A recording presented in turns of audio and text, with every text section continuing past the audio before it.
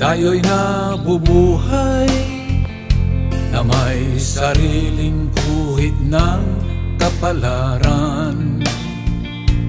Tayo'y dapat magpasalamat dahil tayo'y nilikha ng may kapal.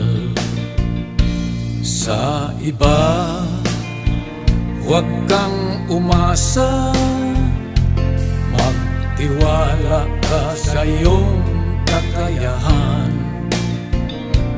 pagkat dapat mong matutunan